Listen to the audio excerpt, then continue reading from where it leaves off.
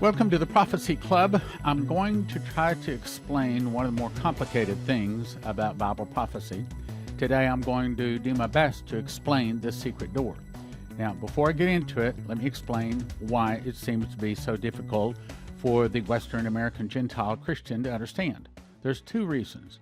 One is because they don't know the feasts. Us Western Gentile Christians typically don't live them. Typically, we don't study them. And in my opinion, based upon my experience, unless you live them, you don't really understand them. The feasts, in my opinion, cannot be thoroughly understood by simply reading and studying or even being taught them. You have to live them, which is why that the Jews would understand this a whole lot more than us Western Gentile Christians. So I'm a little bit handicapped trying to explain to you something if you don't understand the feasts.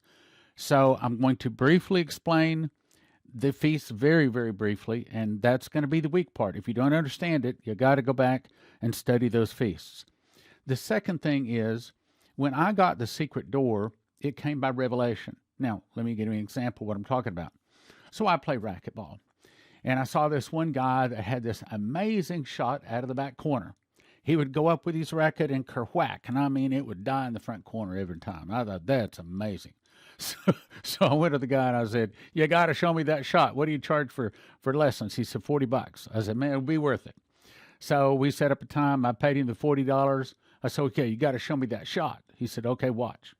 Kerwhack, died in the corner. Okay, show me the shot. He said, okay, here, watch it again. Kerwhack, died in the corner. How do you do that? He said, here, watch. Kerwhack, died in the corner. I said, okay, but you got to teach me. He said, well, watch. So we go, yeah, here, Kerwhack died in the corner. I said, but how did you learn that? Then it dawned on me. He didn't learn it. It came by revelation, because God reigns on the just and on the unjust. And a lot of times we learn to do things, and that includes sports, by the revelations of God. He got that move by the revelations of God, and it's a gift to him. And I could watch it until I'm blue in the face, but if he didn't ever learn how to do it, he can't teach me to do it. Either I get it by revelation or I don't get it by revelation. So what I'm trying to do here today is show you something by revelation that is very difficult to understand unless you get it by revelation. But I'm going to try to teach you through it because it is very, very important. Okay, so let's go back here first to what we're talking about. We're talking about the secret door. Now, let me go on to the next page. I'm going to show you the secret door actually in the scriptures. If you look at the left side, you see it's Leviticus 23:10. We're going to start there. And if you'll see, the word first fruits is circled in black. By the way, if you're listening to this, it would be very, very helpful if you could somehow watch the video version. So we're putting it up with video and with audio, but in this case, you really want to watch the video version. Anyway, on the left side, you see Leviticus 23:10, and you see the word first fruits circled in black.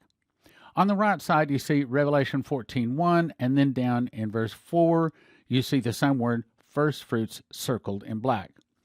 That is the secret door. Let me say it again. That is the secret door. But for you to connect that up, you got to understand what's going on. Now, I got that in faster than a blink of an eye. I was literally in a sentence, and all of a sudden I saw on the left side, I saw the book of Torah, first five books of the Bible written by Moses.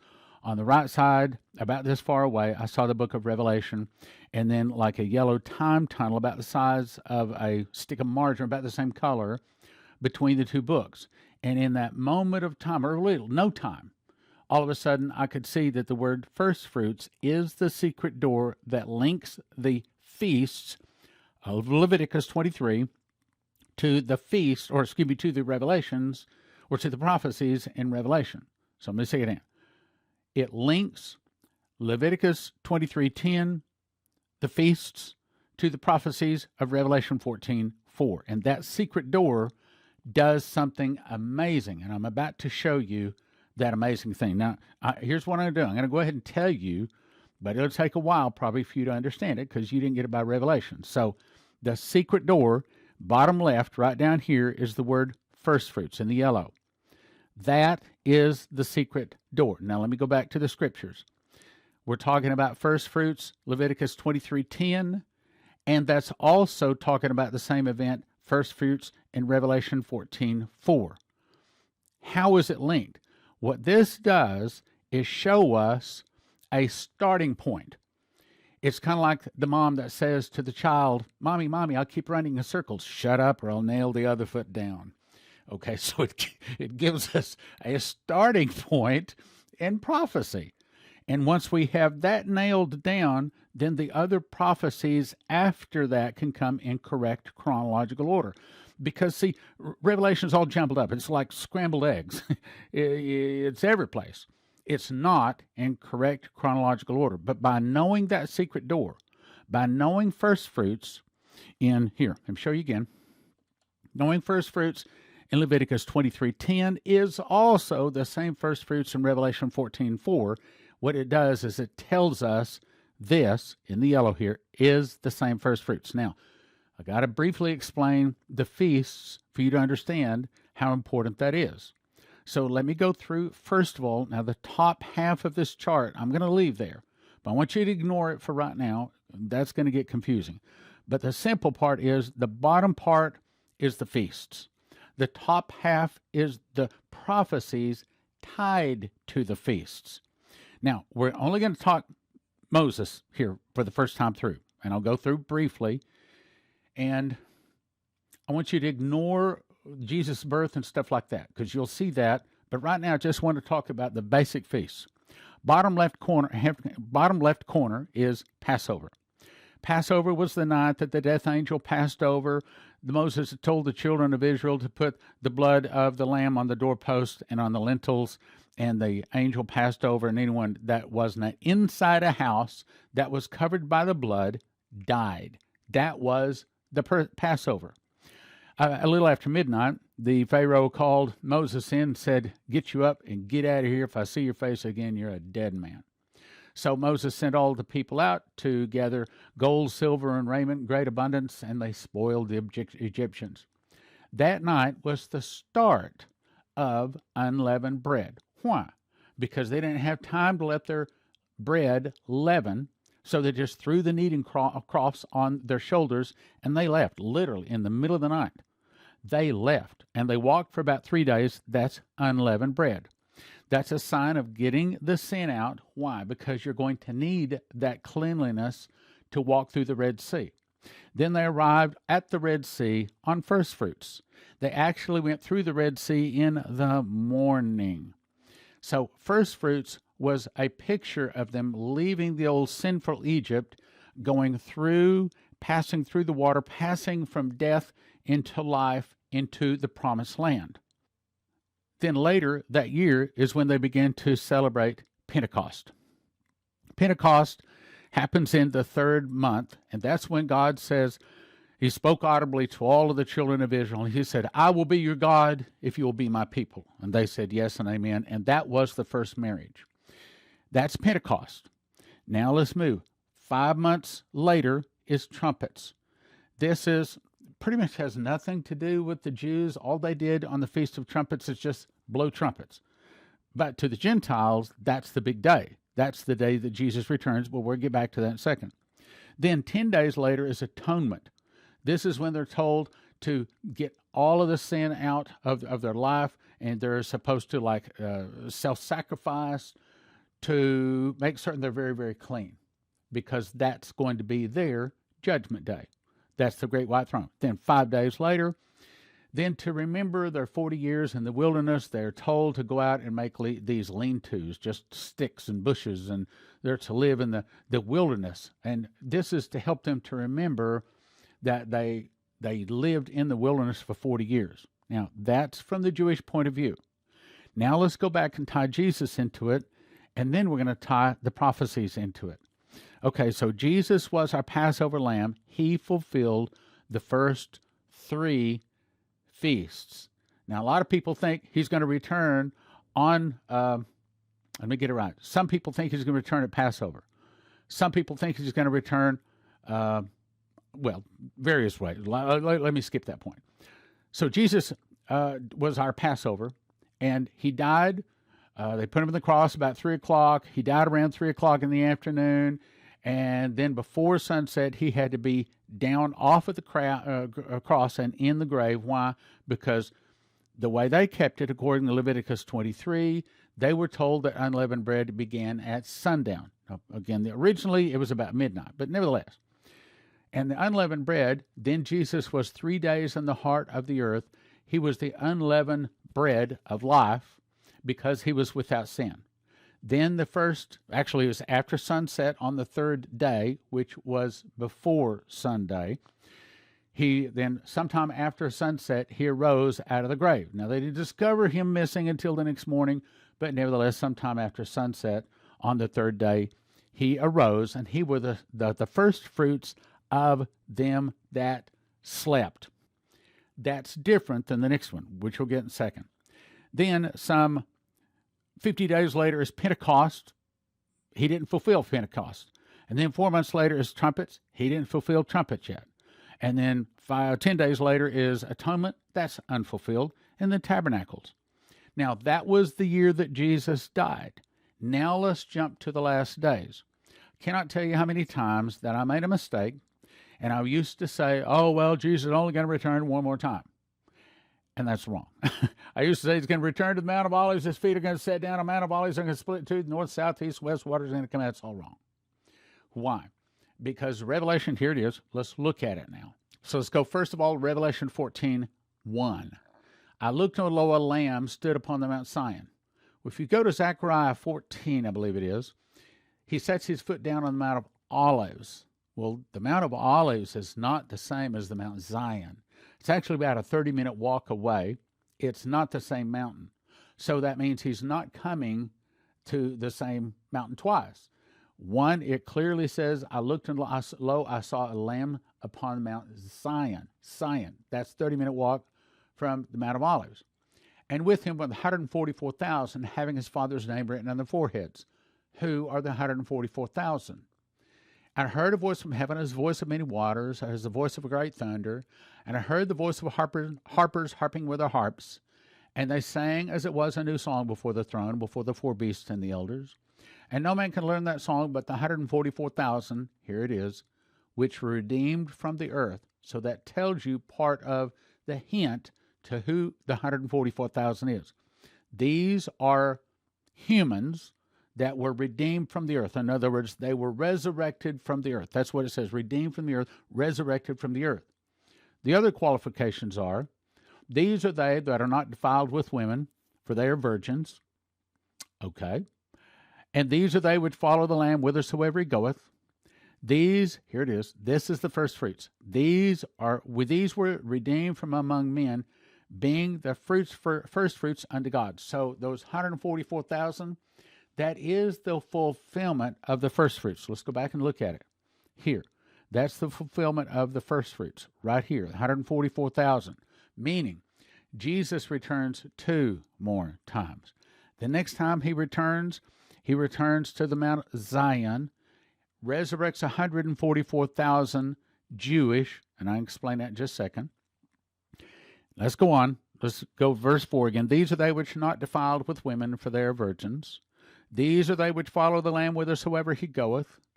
These were redeemed from among men, being the firstfruits unto God and to the Lamb. Now, this is a big key. And in their mouth was found no guile, for they are without fault before the throne of God. Now, wait a minute. How do you find 144 anybody's on the earth that fits those kind of qualifications? So they were redeemed from the earth. That means they were resurrected. So it had to be somebody human that was dead and in the earth. First qualification, got to be dead. Also, they have to be Jewish, because this has to do with the first fruits. If you look over here in Leviticus 23:10, it's talking about the first fruits harvest. The very first grain to ripen each year, not the wheat, not figs, not grapes, it is barley. Barley is a symbol of Jews. So that tells us they have to be dead, they have to be Jews. Next thing it says, and these were redeemed from among earth, And these were not defiled with women, for they are virgins. Okay, that's the first requirement. These are they which follow the Lamb whithersoever he goeth. Doesn't tell what he does. They just follow him. That's the fourth requirement. Now, here's the interesting part. Verse 5. And in their mouth was found no guile. In other words, nothing filthy. No kind of sin has come out of their mouth. Then the sixth most difficult requirement is, for they are without fault before the throne of God. So how do you get 144,000 anybody's that meets that qualification? They have no guile in their mouth, and they're without fault before the throne of God. The answer is found back over in Leviticus 23:10. Speak unto the children of Israel. Now, this is the commandment for them to take the barley harvest and to offer a portion of it as a sacrifice before God. And say unto them, when you come into the land which I give you, and you shall reap the harvest, that means the first harvest, the barley harvest, you shall bring a sheaf. What's a sheaf? Well, it's a handful if it's grain. If it's like hadn't turned to grain yet, it's a handful like this. Okay, it's just a handful. It's just a small portion. It's a representative of a major portion. These you shall bring a sheaf of the first fruits of your harvest unto the priest, and he shall wave the sheaf before the Lord to be accepted for you on the morrow. After the Sabbath, the priest shall wave it. Now, here comes the answer. You shall offer that day, when you wave the sheaf, a he-lamb. Okay. How's that fit to the 144,000? That's telling us one of the requirements to be one of those 144,000 is you have to be a he. You have to be male. He lamb without blemish. Okay, how do you choose a lamb without blemish? Well, that's not so hard, especially when they're in the first year. But how do you find 144,000 humans that are without blemish, without fault before the throne of God, have no guile in their mouth, they haven't been defiled with women? How do you find them? The answer is in the next words. The sheaf of the lamb without blemish of the first year. Meaning, these 144,000 are the final the final barley harvest of them that slept. Now, Jesus was the first fruits, Jesus was the first fruits of them that slept, whereas the 144,000 is the first fruits of the harvest. They are the first ones to get the glorified body. Since Jesus, yes, I know, Jesus and about 500 people came out of the grave some 2,000 years ago. But that was the first fruits of them that slept. This is what the Bible calls the first fruits of the harvest. In other words, the first fruits of the last day's harvest, the last day's harvest of souls. So when it says, of the first year, it's telling us they're all within the first year. In other words, like probably, remember David and Bathsheba had a little affair, and they had a baby that died at 7 days old. Probably that will be one of the 144,000 because he didn't reach 1 year old. He was Jewish. He was without fault. Before the throne of God, he had no guile in his mouth. They never learned to talk, okay? So that tells us who the 144,000 is. Now, that's key because that tells us the secret door. Now, with that understanding, now let's go back to the chart. Let me show you what that means. That means that when we understand the first fruits are the 144,000, meaning at some future first fruits, when Jesus returns, and by the way, he'll still be in a lamb body. He's not been to the, well, here, let me get to that. He returns at some future first fruits with 144,000. And he walks all over because they follow the Lamb whithersoever he goeth. Now, I don't know where you walk, but the Mount Zion's a fairly small mountain. To get 144,000 on there, you're already going to be pretty crowded. My guess is they walk all over Jerusalem and maybe all over Israel because they do so for exactly 50 days. 50 days later is Pentecost. That's the wheat harvest. That's us. These are the people. What are these arrayed in white robes? Whence came they? Sir, thou knowest. He says, these are they which came out of great tribulation. That's us. Who washed their robes in the blood of the Lamb. Therefore they before the throne of God and served him day and night in his temple. That's us. We got there by the blood of the Lamb.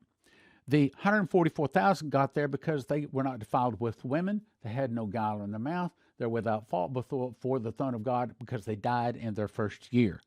And Jesus chose them to be. Now, 50 days later, that's us. Those that are ready, not everybody, those that are ready get to go to the marriage supper of the Lamb. That's on a Pentecost. How do you know it's Pentecost? Because if you go back into, I want to say Exodus 19, but anyway, it says in the third month. Well, of all of the 7 feasts, there's only one feast that takes place in the third month. That would be Pentecost. So there's no question the marriage supper of the Lamb takes place on the last Pentecost. You got that? So Jesus returns the next time on the last first fruits with 144,000, walks around. 50 days later, those who are ready, that's the barley harvest and the wheat harvest, then go up to the marriage supper of the Lamb. At the marriage supper of the Lamb, it's not about the bride like we do here on earth. Nope, not about the bride. It's about the groom. And the bride, that's us, we only get a white robe, and 4 months later, we get to ride back with him on white horses. Instead, Jesus receives many crowns. He is given a vesture dipped in his own blood, and he is then changed from being the Lamb of God to the Lion of the tribe of Judah. Changed from being the prince of the kings of the earth to become the King of kings and Lord of lords. That's at the marriage supper of the Lamb. 4 months later, on the final seventh trumpet, which is the grape harvest, which is also Armageddon, on the final trumpets, that's when the trumpet sounds, the seventh trumpet. Then Jesus returns and time is split. That's the heaven rolls back like a scroll. Time, which is eternity, which is darkness, comes in. Heaven rolls back like a scroll. That's when he throws the morning star down. He burns up all of the tares. As the morning star hits us, out of our belly flows the rivers of living water. We get our light body just like that. We get all of our crowns, our mantles, our rewards, our garments, everything. From that moment on, we never hunger again, thirst again, die again, ever. It's from that moment on, for us, it's eternity. That's trumpets. Now, I'm going to skip about the nations. Too complicated right now. Then 10 days later is atonement. 10 days later is great white throne. Because, see, Jesus returns on trumpets the second time. That's the judgment seat of Christ. I'll say it again. Jesus returns on trumpets. That's the judgment seat of Christ. 10 days later, only the dead show up at the great white throne. No one alive, because it says, I saw the dead, small and great, stand before God, and the books were open. They're judged by books of works, whereas we are judged by the blood of the Lamb. And let them be unjust still, and he that is holy, let him be holy still. That happens on trumpets for half of it, and complicated to explain, and then the other part happens on atonement. Then 5 days later is tabernacles. I saw the new heaven and new earth, for the first heaven and the first earth passed away, and there was no more sea. Every high place falls, every valley fills in the earth, and when Jesus arrives to shake the earth terribly, all in a day. So let me summarize this. So Jesus returns 2 more times. The next time he returns, he does not return to the Mount of Olives. He returns to the Mount Zion with 144,000 one-year-old Jewish boys. 50 days later, those who are washed in the blood of the Lamb, those who are ready, get to go to the marriage supper of the Lamb. Not everybody gets to go to the marriage supper of the Lamb. Those who are ready. And then that's the reason Revelation 14 or 13, if you look at the blue arrow, blessed are the dead which die in the Lord henceforth, yea, saith the Spirit, that they may rest from the labors and their works do follow them. In other words, some people, either dead or alive, that are Christians, but they're not ready to go to the marriage supper of the Lamb, they are still given all of the rewards 4 months later. But they don't get to go to the marriage supper of the Lamb. Then those that are ready get to go to the marriage supper of the Lamb. So who is the bride of Christ? Well, obviously, you can't be part of the bride of Christ unless you get to go to the wedding. Does that make sense? If you didn't attend the wedding, you're not part of the bride, right? Okay, bride has to go to the wedding. So these people that think, oh, well, if you ever accept Jesus, then you're bride of Christ. Wrong. If you don't go to the wedding, you got to be ready. Go to the wedding, then you see Jesus crowned King of Kings, Lord of Lords, and then 4 months later, We are given a white horse. We return on trumpets with him. That's when he destroys the tares. And at that time, he begins destroying the old heaven and the old earth. 10 days it takes to destroy the old heaven and the old earth. Then he makes a new heaven and a new earth. And the dead are judged on atonement. 5 days later, the New Jerusalem comes down out of heaven, and it sets down on one mountain. Because when Jesus arises to shake the earth terribly, that's when every high place falls, every low place fills in. There's no more sea. The earth is a nice round smooth ball, except it has one mountain on it, the mountain of God, and then coming down from heaven is the New Jerusalem made of solid gold. I say solid gold because there's no windows or doors to it. So how we move around in there, we'll get to find out. But here's the point. The secret door is first fruits. When we know that first fruits is Leviticus 23:12, tied with Revelation 14:4. Let me back up and show you that. Let's go back to the scripture here.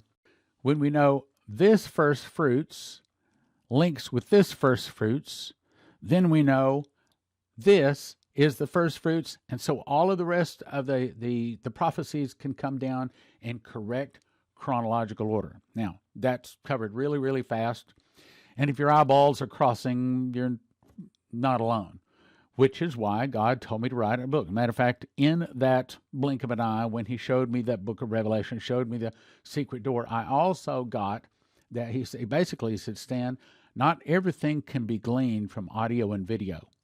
Sometimes people have to have it in print. That's why he had me write it in a book. So what happened, in case you missed this, back in 2017, I memorized the book of Revelation. And in the process, he gave me 30 revelations, 2 visions, and 1 audible voice, which I wrote into the book called The Secret Door to Understand Bible Prophecy. It's available at prophecyclub.com. Prophecyclub.com. The Secret Door to Understand Bible Prophecy. 1 for 20, 5 for 30, and 5 for 35, and 10 for 60, I think it is. Anyway, go to prophecyclub.com. They got a great deal where you can get like all 40 books for $100 or something like that. But anyway, hope you understand the secret door is probably the biggest revelation since John got the book of Revelation. Out of the 20,000 books and all of the emails I've got about it, no one has emailed me and said, oh, I already knew all this. As far as I've been able to determine, the information in this book is all new information. You'll love it. Prophecyclub.com. Prophecyclub.com. Okay, let me take a minute and explain to you about the book, The Secret Door to Understand Bible Prophecy. Back in 2017, I memorized the book of Revelation. I got 30 revelations, 2 visions, and an audible voice. And essentially, I was shown that the word first fruits we talked about is linking to first fruits in Revelation. So it ties the feast to the prophecies of Revelation. For the first time, Revelation can be put in correct chronological order. You can understand Revelation. Now, this is one of the back flaps, which we've been talking about, and then this is the other one, so that you can lay out and understand Revelation for the first time. Across the top is the 7 seals. Across the middle is the 7 trumpets. Across the bottom is the 7 vials. That's what the audible voice told me. The 7 seals play over 7 years. The 7 trumpets play over 7 months. The 7 vials play over 7 days. Huge. Very important. So, understand Bible prophecy fulfilled this. A prophetic word said, there's a lock I put over a word in the book of Revelation, first fruits, that I'm going to open unto you, and it will turn many books written on the end time message into obsolete books. That's this book. 1 for 20, 5 for 35, 10 for 60 at prophecyclub.com. But I have a better deal for you. And this is probably the best offer we've ever offered at Prophecy Club. So I've written 5 books, 4 of which I've written, the one God's Warnings to America I organized. And essentially, how Pre-Trib 1 is a shrink wrap set of 10. Each one, normally one is $20. And then Tribulation Secrets in Daniel is also shrink wrapped in 10, as is Miss the Mark, shrink wrapped 10. God's Warnings to America, shrink wrap sets of 5. Understand Bible Prophecy, shrink wrap sets of 5. We're going to give you one of each one of those sets, totaling 40 books, I don't know what it'd normally be valued at, but well over 100. Well, I guess around $100. But we're making all four of them available for you today for a gift of $100. So probably $250 valued at, and you can get all 40 of those books. You can get 5 sets of each one of those books for a gift of $40 at prophecyclub.com. One book of each would normally be $60, but one set of all of the books, normally valued at $100, available today for a gift of just $40 at prophecyclub.com. prophecyclub.com.